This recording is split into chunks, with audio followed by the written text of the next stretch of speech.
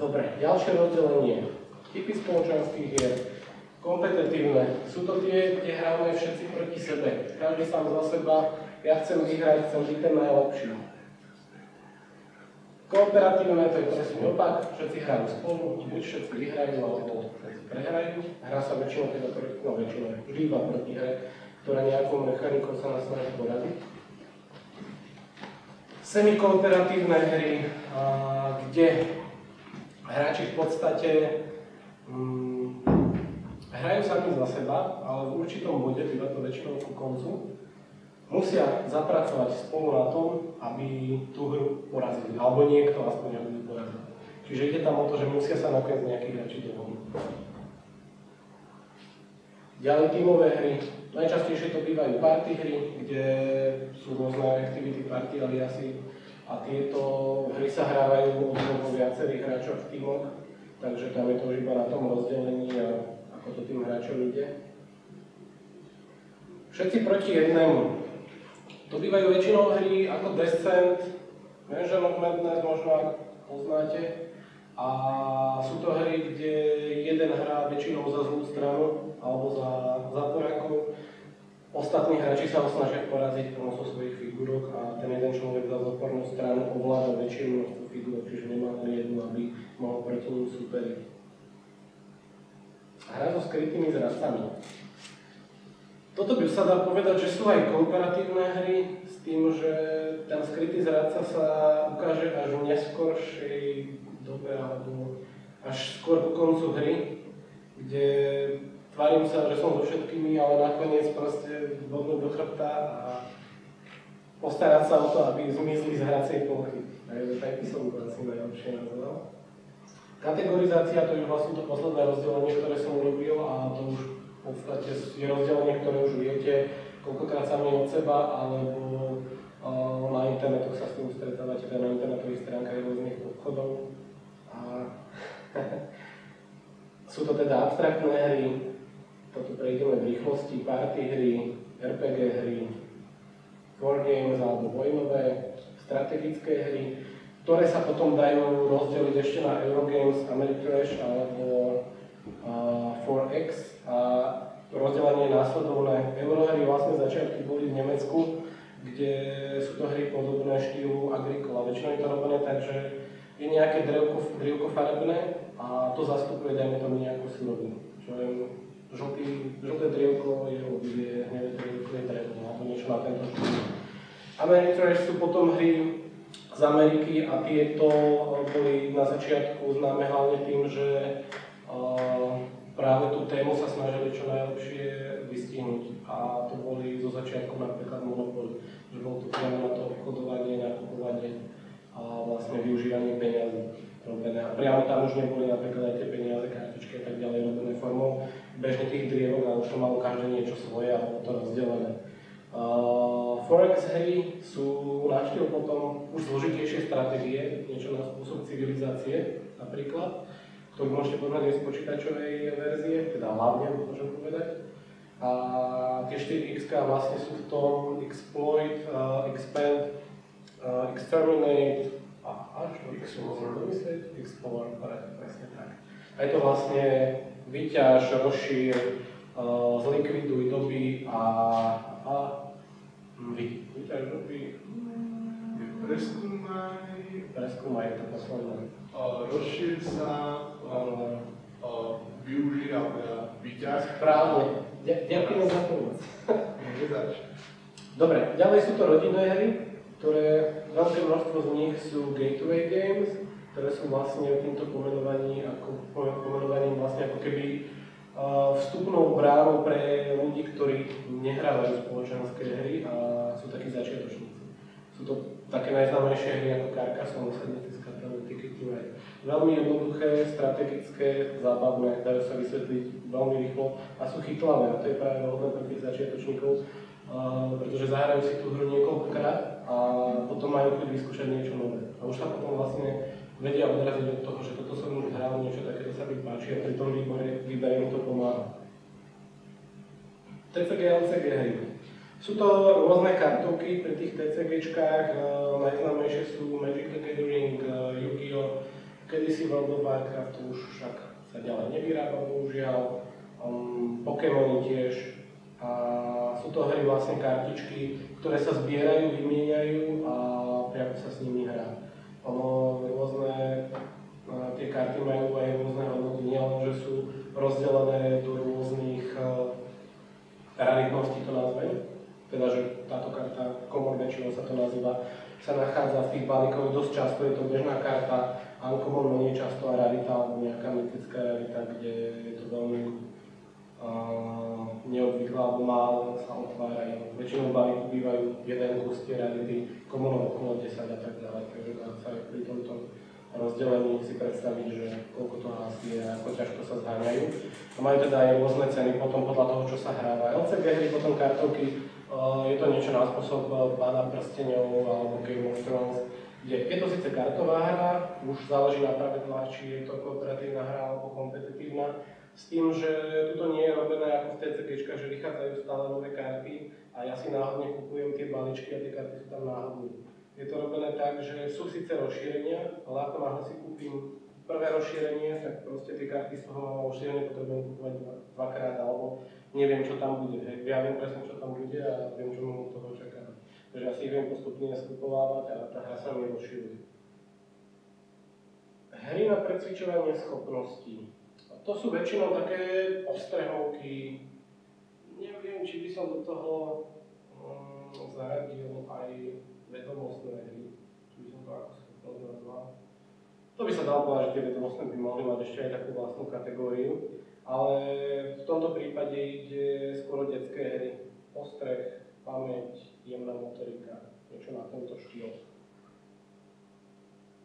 Logické hry hlavami, tieto už potom väčšinou bývajú pre jedného hráča s tým, že veľmi malinko sa ich nájde pre dvoch alebo viacerých. Nájdu sa, ale ich naozaj veľmi málo a tie hlavami vlastne klasika, drevené kovové, rôzne. Ono som si vlastne potom urobil aj také nejaké príklady k tým hrám, čiže napríklad abstraktné hry sú to hry, kde viac menej ide o rozloženie herných kameňov, ktoré väčšinou bývajú nejako farebne odlišené a práve šachy. Závisí od toho, kde mám tie figurky, čo s nimi môžem urobiť. Go queerko. Pri queerko napríklad ide nie len o farbu, ale aj tvary, vlastne sú tam kocky alebo štvorčeky, to nazveme. A podľa toho sa vlastne vykladajú tie kocky na plochu a chcem mať viac bodov alebo niekoho zablokovať, vyhodiť po prípade. Takže to sú také jednoduchšie hry. Dali by sa vo väčšine aj nazvať ako klasické.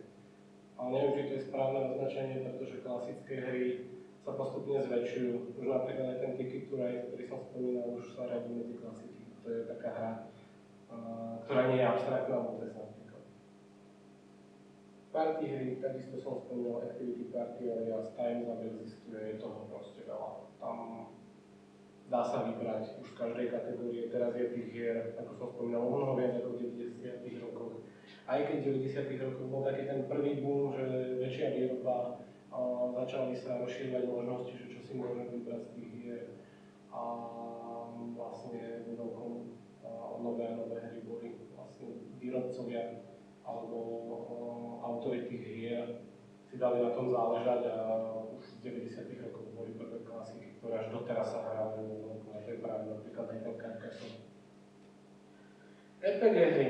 Bývajú to buď hry, kde používame figurky, vlastne hry na hrdinov, alebo to bývajú hry, o ktorých sa, ja by som ich nazval rozprávacie možno? Asi hej. Je tam jeden hlavný hráč PJ, ktorý vedie príbeh, ostatní hráči sú nejakými hrdinami v tomto príbehu a celá podstata je v tom vžiť sa do svojej postavy a zahrať čo najlepšie. Ako je to už na fantázii tých hráčov, čo chcem urobiť aj na tom PJ-ovi, že čo mi dovolí vlastne urobiť. Takže tam je to naozaj na tej fantázii hlavne postavené. Pri týchto dvoch hrách určite Dungeons & Dragons a Dračí doby, pri tých figurkových už býva väčšinou nejaký plánik a tam sa rozhodujem, postavu hlavne teda vyvíjam, sám si rozhodujem buď aké schopnosti bude mať tá moja postava, alebo aké zbrane, či niečo zoberiem, či to nezoberiem. Takže tam je to na tých hráčoch a PJ-ovi, ako som povedal, že im dovolí Wargames. Warhammer War Machine sú to hry na veľké stoly, plné figurok. Finančne je to dosť masné a tuto sú tie pravidlá naozaj ťažké. Tam hráči používajú rôzne pravidká na to, aby vedeli, o koľko sa môžu pohnúť. Dostreliť, nedostreliť, môžem otočiť. Hážem si kockami, či som trafil, ako som trafil, kam som trafil. Proste tam treba vedieť tie pravidlá veľmi dobre, vyhodnocuje sa to a hráči nemajú radi, keď musia čakať na toho druhého. Takže tam veľmi pozor, tam sa vedia aj dosť pohádať pri tom. Strategické hry, klasika Game of Thrones, osadníci, dá sa aj povedať. Ono pri týchto rozdeleniach nie je vôbec vylúčené, že niektorá hra môže patriť do viacerých týchto kategórií. Ono v 70 prípadoch aj patria, aj niekedy do 2, do 3, do 4 kategórií. Veľmi občasne bývajú také, že mám tu strategické hry, teda hry, kde musím dopredu plánovať, budujem niečo, snažím sa poraziť ostatných. Game of Thrones je taký teraz dosť známy, obľúbený, kde hráči vlastne hrajú na jednom ostrove a tým, že dobývajú územia, tak sa tam tlačia. Takže ide o to dobiť ostatných hráčov. Rodinné hry. Sú to hry hlavne určené pre rodiny s deťmi.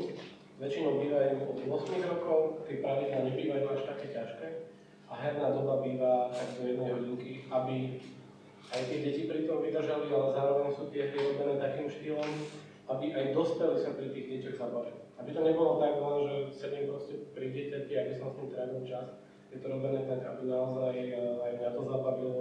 Sú to väčšinou tiež také jednoduchšie stratégie alebo hry s jednoduchšími mechanikami.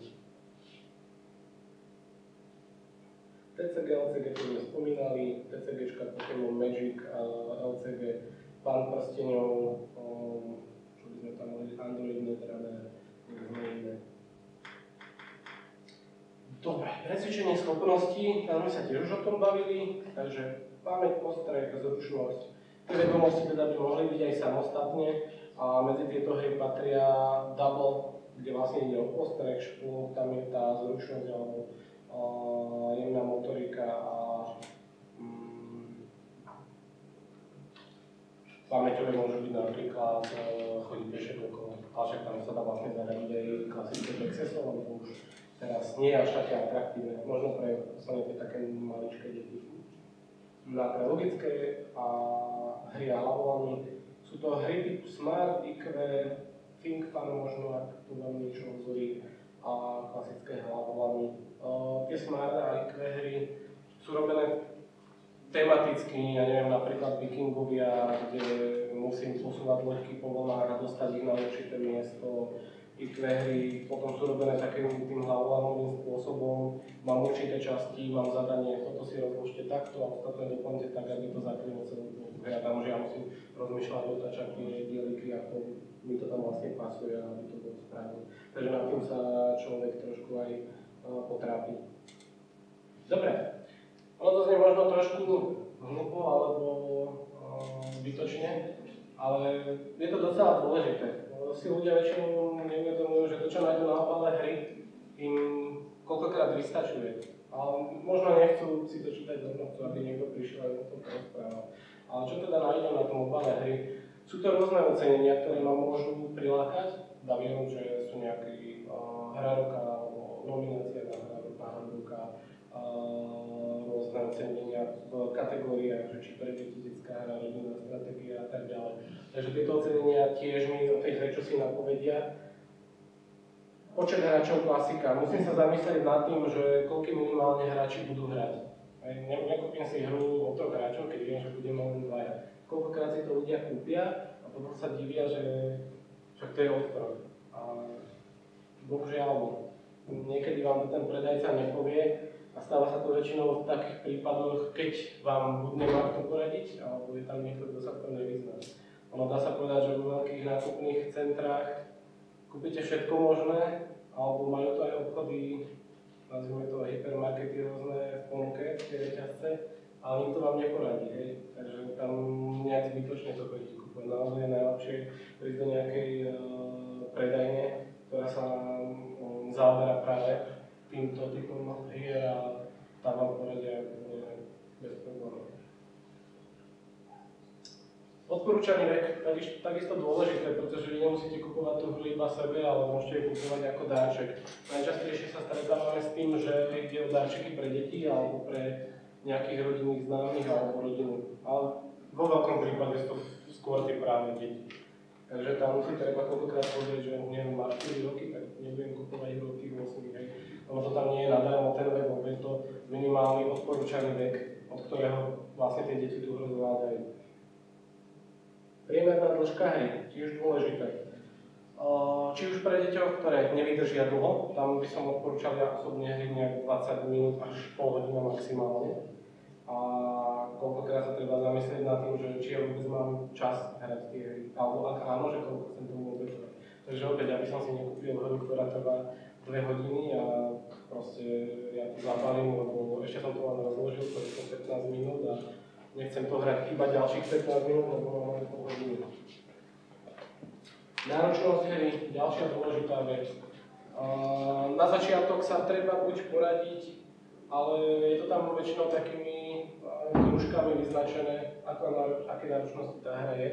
Takže určite začiatočníci nech nejdu ďalej ako za 2. Tam neodporúčam. A tam väčšinou vidíme tiež ďalší problém, kde človek príde s tým, že on to nevie a pritom pozeráme koľkokrát na neho, že tie pravidlá sú také jednoduché, že len si to stačí proste prečítať a no prečo je to koľkokrát, že tí ľudia sú proste leneví, že nechce sa im to čítať a pritom zahrajú jednoducho. S takými sa teda nedá ani poradiť už, alebo si poradiť už ďalej, keď vidím, že ten človek nemá záujem, tak je to zbytočné viac menej. Náhodnosť, prvok náhody v hre. Toto vadí veľa hráčom. Hlavne takým už hardkorovejším, kde oni by najradšej vedeli ovplyvniť každú situáciu v tej hre. Možno tá náhoda nie je vždy na zahodenie, tá náhoda nám tam vytvára zábavu, by som koľkokrát povedal, že neviem, čo môžem čakať, vidí mi tam taká hlúposť, že všetci sa na tom smejeme. A zároveň je koľkokrát vďaka tomuto hra znovu hrateľná, lebo nikdy neviem, v akom poradí alebo čo tam príde. Krátky opis hry slúži na to, aby sme si teda vedeli predstaviť, o čom tá hra bude. Koľkokrát tam ani nepoviem, o čom je, lebo ten popis je tak napísaný, že tam neviem, buď kúsok príbehu, ale často sa tam nejaká mechanika hry ani nevyskytuje. Posledné cena hry samozrejme, koľko som ochotný za to utratiť, to už vieme každý sám. A takisto, či už ide o darček alebo pre seba. To už každý nech si sám rozhodne. Čo je pri výbere dôležité? Toto je najdôležitejšie a to veľa ľudí preceňuje túto otázku. Lebo si myslia, že prídu do obchodu a povedia, že chcem niečo pre chlapca, ktorý má toľko rokov a koniec. Nevedia dať nejakú ďalšiu vlastne otázku. Zamyslieť sa, čo vlastne chcem, ide či už práve o tom počet hráčov, aká dlhá hra, som začiatočný, nie som začiatočný. Je to pre mňa, je to ako darček pre niekoho. Strašne veľa faktorov. 4 základné otázky, ktoré ja osobne ako predajca dávam, sú pre koho je to určené, koľko má ten hráč rokov, alebo človek koľko má rokov. Koľko by to najmenej vedeli hrať, či už niečo hral, čo sa mu páči, a ako dlhé by to malo byť. Toto sú minimálne 4 základné veci, s ktorými by mal ten človek, ktorý do obchodu a sa chce poradiť. Pre koho je hra určená, to si myslím, že sme už v podstate v časti zahrnuli. Len to zopakujem, ak je pre mňa, viem si rozhodnúť, že čo by to mohlo byť, ale koľkokrát musím rozmýšľať nad tým, že kto je v partii alebo s kým to budem hrať, či to tematicky aj tým ostatným hráčom sadí. Lebo niekto na to pozrie, povie, to nie a proste nepresvedčím už k tomu, aby si to zahral. A preto to môže byť super hra. Toto sme si teraz práve povedali, takže to rýchlo prejdeme. Veľkosť hry je obsah. Takisto sa na tomto ľudia nezamýšľajú. Kúpim si hru a potom zistujem, že však ja mám ten stôl malý a na tom sa mi to nechce hrať a kvôli tomu ten stôl nebudem kupovať a má to veľa komponentov a to sa postráca. Toto sú také základné problémy práve tejto drážky. Náročnosť hry na pravidlá. Veľmi často sa stáva, že do obchodu príde človek, ja to popíšem trošku hlúpo, príde chlap, tvári sa ako strašný macher a vypýta si hru, že dajte mi nejakú strašne premakanú hru, mne to stojí, čo to stojí. A v 70% týchto prípadov si nenechajú poradiť, že nie, túto hru proste vám neodporúčam, začnite s niečím jednoduchým, lebo proste vidím na ňom, že budete žiadnu hru nehral. A potom príde o 2 týždne, on tie pravidlá proste nezvládol. To je presne ten problém, hej. Veľa ľudí proste sa ani neodhodla. Najlepšie pre nich bolo, keby ste im to proste vysvetlili, sadli k nemu, ešte aj za nich ťahali niekedy tie figurky, aby len oni nemuseli náhodovať. Ale oni budú spokojní, však jak dobre som to zahral. Stáva sa aj také. Čo od hry očakávam? No, v tomto prípade tu je práve asi najdôležitejšie to zamyslenie sa, že pre koho je hra určená. Čo od nej očakávam? Chcem, aby zabavila väčší počet ľudí, majú zo party hru, chcem sa nad tým zamýšľať, chcem, aby to bolo proste postrehové. Tu to treba čisto jasne proste si povedať, že proste bude to jednoduchá stratégia, alebo bude to niečo rodinné. Strašne veľa faktorov na to vplyvá, ako som už hovoril, aj tie deti, či už starší ľudia, alebo ľudia, ktorí nehrávajú, alebo hrávajú, tam je tie otázky. Ale to už vy sami ako hráči potom budete vedieť si vybrať. Na začiatku je to najťažšie, tam si treba nechať poradiť, ale potom už ako náhodou mám nejaké skúsenosti s hrami, tak viem asi, ako to prebieha, čo môžem približne od toho očakávať. Mám sa s kým poradiť. Väčšinou, keď vám niekto hru odporúči, tak sú to buď kamarádi, alebo kamarádi hráči to nazvú. Lebo sú kamarádi, ktorí, hral som na chate toto a to bolo super, ale moc o tom neviem povedať, alebo sú kamaráti hráči, ktorí akože tak serióznejšie už vedia poradiť. Po prípade, ja ich nazvem hobbysti v obchodoch, sú to predajcovia, ktorí vlastne hrávajú, baví ich to, radi si vyskúšajú čokoľvek, čo ešte nehrali, len preto, aby si to vyskúšali a vedeli o tom niečo povedať. Takže kamaráti hráči a predajcovia, ktorí teda vedia o čom, tak s nimi je najlepšie sa poradiť. Čo mi pri výbere hry môže pomôcť? Toto sme si teraz povedali, predajca v špecializovanom obchode, odporúčanie od kamaráta hráča, recenzie na hru. Toto je veľmi dobrý odsek, pretože, ako je tam aj uvedené taká najrešpektovanejšia stránka celosvetovo boardgames.com. Tam sa registrujú autori hier, ktorí ešte ani tie hry nevydali a už si vlastne ľudia o tom môžu prečítať, ohodnotiť to nejakým spôsobom. Po prípade si, ak sú to jednoduché hry, môžu si tú hru okopírovať alebo vyrobiť si ju sami a vyskúšať si to a dať následne za to hodnotenie. Ale tak veľa ľudí tam dáva hodnotenie, že je tam potom vlastne priemerné hodnotenie alebo hodnotenie priamo ľudí, ktorí sa starajú o stránku a sú to teda už takí hardcore hráči a podľa toho si koľkokrát viete vybrať. Či už sú tam články o tom, recenzie priamo, fotky, radia sa ľudia, aké typy príslušenstva na to si môžu obstarať, ako ju rozšíriť, vlastné nápady, proste naozaj veľa toho je. Také ďalšie stránky, čo sú, ja osobne chodím na zatrované hry.cz, čo sa mi teda tak pozdáva, ale je ich kopec iných. Také najnovšie, kde aj videá sú, tak je Deskofobie Česká, ktorá už vlastne, myslím, že funguje na systéme podpory finančnej, ale cez Kickstarter. Vlastne natočia sériu videí, recenzie z rôznych festivalov videa a vlastne takto ľudia si vedia ako keby zaplatiť, čo robia ďalšiu sériu, neviem, nejakých 20 videí. Ale tie videá bývajú naozaj dobré, takže to tiež odporúčam. Vlastná skúsenosť s hrami, to je presne to, čo som hovoril. Nejakú hru som už odskúšal, viem, ako to funguje a na základe toho môžem sa buď od toho odraziť, že poviem predajcovi, toto som už hral a to sa mi páčilo, alebo toto sa mi na tom nepáčilo a buď on vám už pomôže, alebo teda máte už nejakú vlastnú skúsenosť a to vám pomôže pri výbere hry, keď si vlastne čítate ten obal hry. Obal hry je krátky opis hry a tým nejako predbieham stále. Takže tam sú tie vlastne základné informácie, ktoré vám môžu pomôcť a ten opis, ako som hovoril, ten nebýva vždy úplne najlepší. Vedieť, čo chcem, základné informácie, to sú presne tie 4 veci, čo som spomínal. Vek, počet hráčov, dĺžka hry a vedieť, či už som niečo hral, alebo ten niekto, a či sa mu to páčilo, alebo nie. Od toho sa proste vieme nejako odraziť. Čo mi hra dokáže poskytnúť? Unik každodenného stereotypu. Veľa ľudí už v poslednej dobe, ale nie je len o mladých ľudí, ale aj ja sa stretávam so staršími ročníkmi, si dávajú vlastne, alebo môžem to povedať tak, dávajú, alebo robia posedenia a je to niečo na spôsob herní, na spoločenských hry, alebo kartové hry.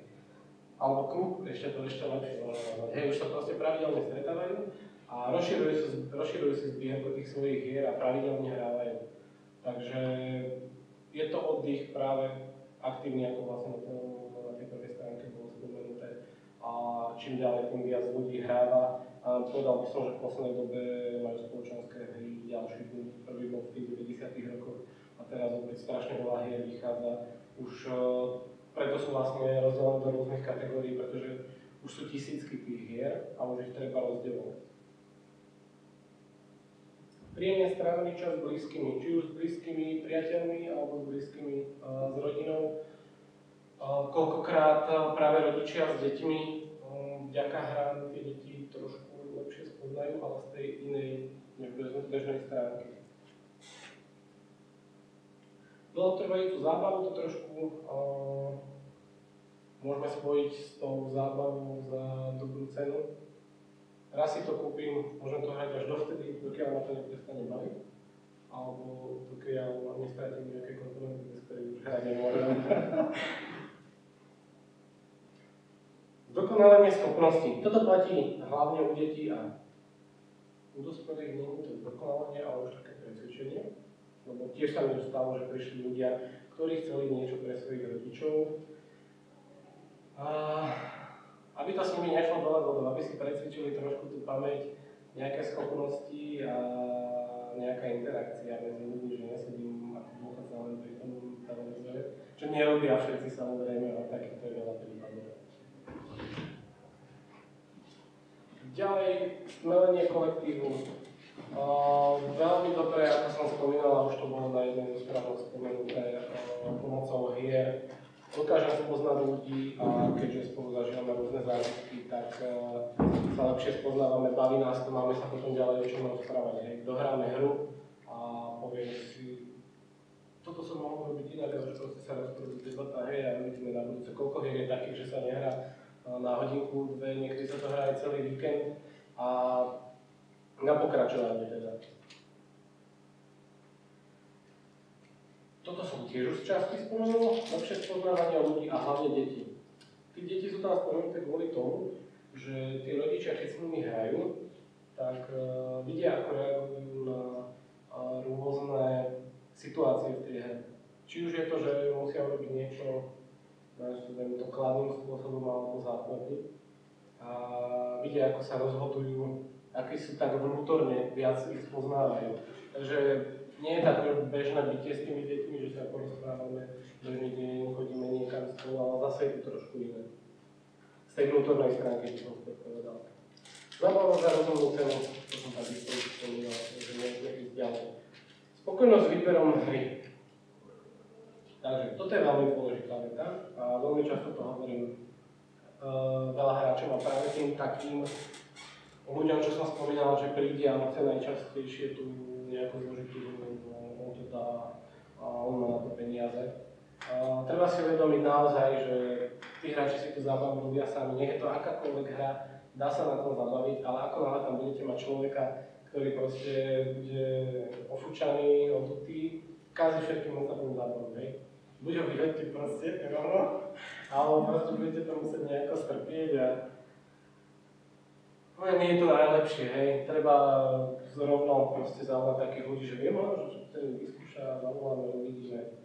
Toto si treba naozaj vedieť, lebo býva to koľkokrát kameňom úrazom. Dobre, ak sú ľudia spokojní, tak väčšinou dĺžka a príprava hry je primeraná. Netrvá to dlho, alebo mne to nepripadá dlhé. A som s tým spokojný, že ani dĺžka, ani tá príprava, mám to za 5 minút rozložené a zahráme to za pol hodinku, dajme tomu. Téma a zložitosť by vyhovujúce, to znamená zase pravidlá a téma kvôli tým ostatným hráčom, či im to bude sedieť, hej, to niekto nemá rád, niekto nemá rád zase niečo iné. Hra ma bavila, teším sa na ďalšiu. To je jasný dôkaz spokojnosti. Chcem si zahrať ešte raz, najlepšie s tými istými ľuďmi, alebo vo väčšom počte koľkokrát. Hru odporúčate potom ďalším ľuďom a vlastne rozširuje sa taký okruh komunity, to môžeme nazvať. Teraz tá opačná strana, nespokojnosť. Hra bola dlhá, zle som sa poradil s predajcom alebo nevedel a proste to dohaluja a neviem sa dočkať konca. Pravidlá, to bolo tiež spomenuté, proste sú ľudia, ktorí dokonca nedojdu a nenechajú si poradiť, že treba ísť na začiatok úplne nejakú inou cestou, jednoduchšou. Kde väčšinou nastala chyba? Precenenie schopností. Piatýkrát to asi spomeniem, však ja to dám, lebo som proste mácher, hej. Čo najťažšia hra, čím ťažšia hra, tým lepšie, lebo neviem, čo si tí ľudia potom predtým predstavujú. Takže, zlé odporúčanie, nedostatok informácií. Buď zlé odporúčanie od kamaráta, niekto ma nejak asi lepšie nepozná, alebo v obchode, ale tam to väčšinou býva buď z neznalosti predajcu, alebo nedostatok informácií, a ten nedostatok informácií sú tie 4 veci, čo som spomínal, ktoré by som aspoň mal vedieť. Teraz opakujem to, vek, počet hráčov minimálny, bežný, dĺžka hry a vedieť, že či ma niečo bavilo, alebo toho niekoho, komu je to určené, a od toho sa nejako odraziť. Nevhodný žáner, téma hry, opäť fantasy alebo niečo iné. A hru nemám s kým hrať, to sa stáva tiež veľmi často. Sice sú hry, ktoré sú od jedného hráča, ale nebýva to až také zábavné v tom jednom. A práve tiež sa stáva, že kúpim si ich, to je super hra, strašne sa mi to páči, lebo to poznám, lebo som to fanúšik, ale zistím, že však buď nemám čas, alebo ja vlastne nemám s kým. A tá hra mi stojí v skrini a môžem sa na ňu pozerať. Ako sa o hru spávať? Ako náhle vás to začína baviť, chcete, aby tá hra vydržala čo najdlhšie, takže čo treba pre to urobiť, sú rôzne príslušenstva, ktoré si môžete zohnať, alebo môžete nehrať s ľuďmi, ktorí nevedia prehrávať, ktorí buď zaobchádzajú s tými komponentami hry nie tak, ako by mali. A koľkokrát im je jedno a to potom mne už dekel vyrazí, keď trhajú karty, žužľajú, krčia a tak ďalej. No stane sa niekedy aj také, ale to býva skôr na festivaloch práve takto, alebo také hranie, že tá hra nie je tých ľudí a je im to jedno. Ďalej, pozor na stôl, neraz sa stalo, a to nebudem jediný, ktorý poviem, že sme hrali na stole, bolo tam jedlo alebo pitie, proste som bol tak akčný, že som dokol do pohára a ten sa vylial na hru. A taká hracia doska celku rada pije, a to je jedno čo, môže to byť alkohol, alebo môže to byť aj nealkohol, čo. A takisto jedlo, lebo si zrazu držím karty a tam sú nejaké flaky, neviem, tak čo to je asi. Všetko možno to môže byť. Dobre, toto som povedal. Prvé zaobstaracie príslušenstvo k hrám, ktoré chráni a skultivuje prostredie. Ono ide väčšinou o nejaké, a myslím, že je to tu ďalej, obaly, krabičky, podložky, vrecuška a rôzne tašky. Obaly v podstate na karty, krabičky takisto buď na karty alebo nejaké tokeny, príslušenstvo a tak ďalej. Podložky sa často využívajú pri kartových hrách, teda hlavne pri kartových hrách, kde nechcem, aby sa nejako, buď tie obaly poškodili, alebo tie karty zošukali, vrecuška bežne na kocky, na tokeny a tašky. Väčšinou si tú hru upravím do rôznych krabičiek, podelím, aby som nemal neforemnú nejakú škatulu, tak si to viem dať do nejakej špeciálnej tašky. Strata komponentov. Tie komponenty, ktoré som stratil alebo mi niekto zničil, viem nahradiť iba dvomi možnosťami alebo týmito dvoma. Ozvať sa vydavateľovi hry, ale iba v tom prípade zo skúsenosti, keď tá hra je ešte bežne dostupná. Oni mávajú väčšinou nejaké náhradné kusy, ktoré vedia poskytnúť, alebo ak mi to je už potom jedno, tak koľkokrát si môžem niečo buď samostatne vyrobiť, alebo takú nejakú napodobenú náhradu urobiť. Takže, ale výroba vlastne, ak je niekto zručný baviva, to chcel by som niečo sám skúsiť vytvoriť. Tak najdôležitejšia je nápad a mechanika hry. Hráči už, ktorí hrávajú, tak poznajú rôzne mechaniky hier, či už je to s kockami, s kartami, rôzne posúvanie panáčikov alebo nejaká časová os, ktorá má nejako ľudí niečo robiť. To už je na tých hráčov, ako to skombinujú, ale tým, že hrávajú alebo hrajú veľa hier, tak majú s nimi skúsenosti a vedia si to nejako rozložiť alebo pomiešať, by som to lepšie nazval. A vznikne z toho niečo vždy. Ďalej je dôležité testovanie hry. To je na dlhé hodiny, dni, týždne, mesiace. Pokiaľ hra nie je dostatočne otestovaná, tak vôbec nemusíte ísť ani za vydavateľom. Ďalej spracovanie hry, to už je na vás, ale koľkokrát ten vydavateľ vás okliešti, že toto proste bude vyzerať takto a nie takto, aby tá hra bola lacnejšia. Alebo teda tá hra je fakt dobrá, dáme tomu figurky také, že vyzerajú veľmi dobre. Treba si dávať pozor na to, aby to nebolo kópiou nejakej inej hry. To by vôbec nerobilo dobrotu. Samozrejme, buď hru môžete potom hrávať len tak v okruhu blízkych, alebo oficiálne vydať, a to je práve to s tými vydavateľmi. Či sa na tom dá zarobiť? Dá. Zo začiatku netreba mať veľké oči, ale sú autori hier, ktorí majú, čo je v prvej storke, práve na tom Board Game Geekom, niekoľko tých hier, a to už sú naozaj Vlada Chvátil český, asi taký pre nás najpopulárnejší alebo najznámejší. Ako si teda vybrať tú spoločenskú hru? Takže, čo potrebujem vedieť pri tom výbere, keď to tak zosumarizujeme? Či mám na to hranie čas, pretože prídem z práce, nemusím sa starať o deti, nemusím ísť tam, ale proste budem to mať s kým hrať. To je vlastne táto odrážka, ktorú vždy predbehnem. Takže toto je práve ten problém, že či nebudem vlastne hrať potom sám, hej, keď je to do dvoch hráčov alebo tak, čo nebudem samozrejme. Či zvládnem pravidlá, to si teda nehať buď odporučiť, alebo ako sme spomenuli na obale hry býva obťažnosť tej hry. Či ma bude baviť? To by som mohol zistiť buď opäť na odporúčanie, podľa popisu hry na tom obale, alebo tematicky už vidím, tá krabica vyzerá takto, je to z takejto oblasti, je to fantasy, je to niečo budovateľské, alebo je to proste niečo iné. Koľko som ochotný investovať, od toho takisto veľa závisí. Taká už fakt, že dobrá hra pre aj hardcore hráčov, už okolo 30 € sa dá kúpiť, ale samozrejme okolo 20 a menej sa dajú kúpiť rôzne hry a veľa zábavy je s nimi. Ako je hra hodnotená, to si môžem teda na tých rôznych stránkach recenzií pozrieť alebo sa pobaviť priamo s hráčmi, respektíve predajcami. Ak máte nejaké otázky, tak kľudne sa môžete pýtať. Ja si myslím však, že bolo skoro všetko zodpovedané a snažil som sa teda tak spraviť, aby sa naozaj tí ľudia zamysleli nad tým, že idem do toho obchodu a nemôžem tam naozaj prísť s tým, že chcem nejakú dobrú hru odporučiť a stáva sa mi, že príde proste pani do obchodu a ona chce hru pre dievča a pýtam sa, že či to bude mať s kým hrať a ona mi povie, že nevie, že ona ju nepozná.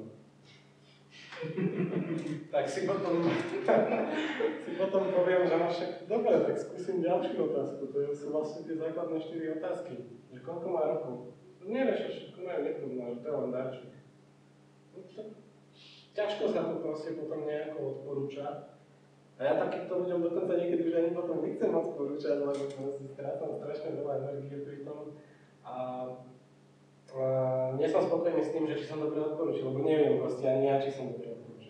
Potom ono sa to nezdá, ono sa to šíri, že bol som tam a niekto mi proste nejakú blbosť a to ho to nebavilo. A keď to dieťa nepoznám, koľkokrát ani vlastne rodičia nevedia, čo ich deti baví. Takže to býva naozaj ťažké koľkokrát. Takže ak nemáte otázky, tak vám ďakujem za pozornosť a za vašu účasť. A ak by ste chceli, ešte raz opakujem, som teda zástupcom predajne alebo firmy Fantastic, s tým, že nejaké hry si môžete prísť vyskúšať aj k nám teda do hernej časti, sa vám povenujeme, hry vysvetlíme, nie je vôbec problém, ako som spomenul. Môžete nás pozrieť nejakých ďalších nových ľudí a vôbec nie je problém proste nejako zozbierať viac hráčov a dať ich dokopy. Tak, to je z mojej strany všetko.